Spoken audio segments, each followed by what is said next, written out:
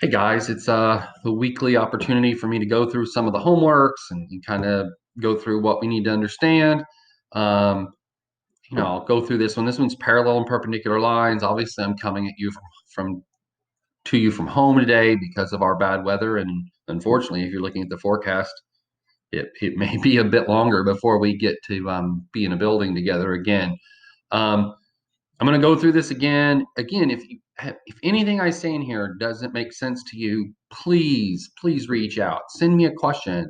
It's what I do. I'm happy to answer. You're never bothering me. Um, I'm providing these videos because I hope that seeing me do it is helpful. But if there's something you don't understand, always ask. I will happily address it in potentially a different way. And particularly if you can tell me what you don't understand, I can help out. All right, so parallel and perpendicular lines from a graph. We got all the four questions to do. Okay, and they just want to know, are these lines parallel or perpendicular? Well, they look as though they're parallel. Now, it isn't good enough to just look at them and see if they're parallel. We actually need to check because looks can be deceiving. Maybe it looks that they are, but they're really not. Now, how are we going to check? Well, what we're actually going to do is we're going to calculate the slope of our two lines.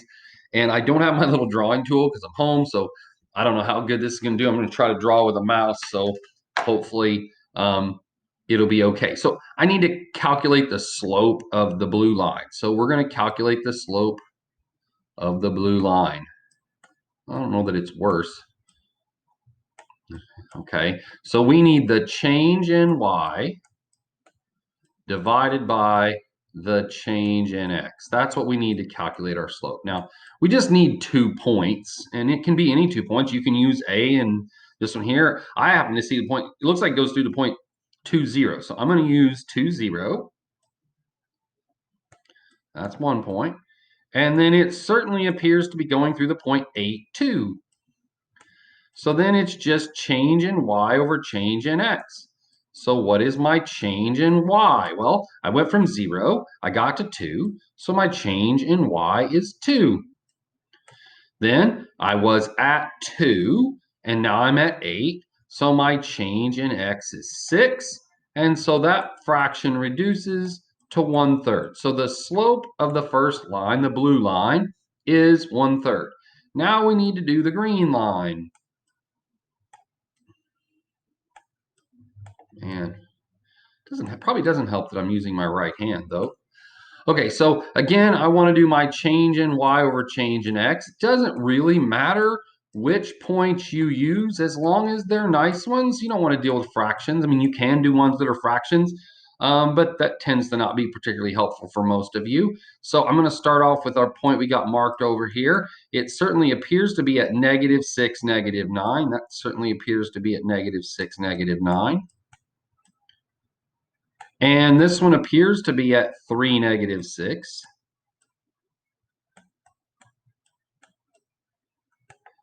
And so my change, I went from -9, I ended at -6. That's a change of +3. I was at -6, I ended at 3. That's my change in x. That's a change of +9. That fraction also reduces to 1/3. And that's what we should expect. If they're parallel, these slopes have to match. So we confirmed they are indeed parallel, not perpendicular, they're parallel. All right, next question. One line passes through the point. All right, they don't even have it drawn out for us here. But again, they want to know, are they parallel or perpendicular? And in some ways, I prefer this just as much as I prefer the picture because I don't have to figure out the points. So of the blue line, we're looking for our change in y divided by our change in x, in horrible writing. So I started at 1, I ended at 7, that's a change of 6. I started at 2, I ended at 5, that's a change of 3, and that fraction reduces to 2, or if we want to, we can leave it as the fraction 2 over 1. And I'm going to do that because then we'll see if it appears to be perpendicular. Okay, so here I started at 8 and I ended at 3, so the slope of the green line, that's our other line, we're going to do that. Ooh, man, that looks like a G, not like a delta. Bad handwriting. Okay, so positive 8 to 3, that's down 5. And then on bottom, I went from negative 3 to positive 8. That's a change of 11. Those have there's no connection between those at all. It's not parallel, it's not perpendicular, it doesn't show either property. So this is going to be neither.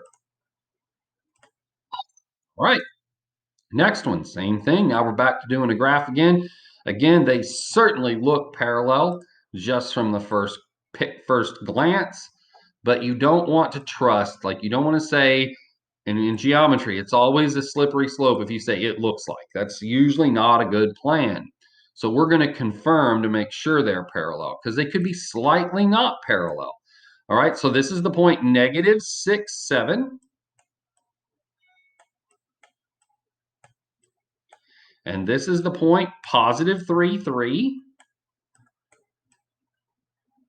And so the slope of my blue line, my change in y over change in x,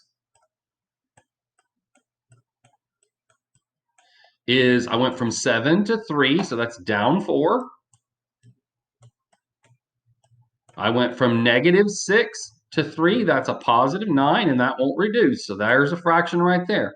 Here, this certainly looks like the point negative 4, 1. And this appears to be the point 5, negative 3. And again, we're going to talk about our change in y over our change in x. And so from 1 to negative 3 is down 4. That looks familiar. And from negative 4 to 5 is a change of 9. These perfectly match. So we have confirmed our first suspicions that they were parallel. All right, last one. Again, they gave it to us like this. I actually hope this comes out to be perpendicular so that we can see what that looks like. If not, I may have to jump back in and find one that does that. Okay, so again, we're going to talk about my change in y over my change in x. So I went from 0 to 6, so that's a change of 6. I went from negative 6 to negative 4, that's a change of positive 2. So again, this is the slope positive 3 over 1.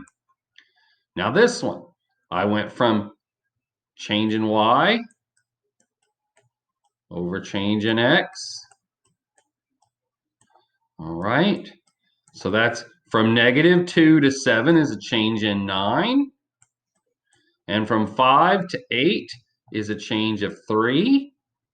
And that also reduces to 3 over 1. So we've hit 4 in a row, and they've either been parallel or nothing. So this is parallel. So actually, I'm going to go back in and do this one again because I want to make sure and show you one that's perpendicular. So let's jump in here and hope we find one that's perpendicular pretty quickly,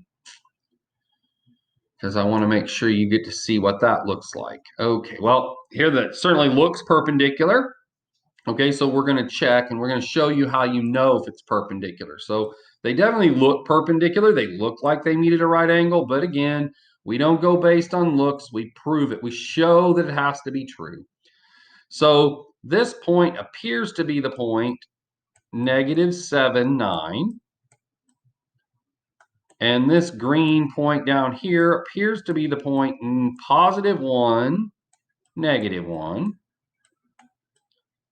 And so the green line, the slope of my green line,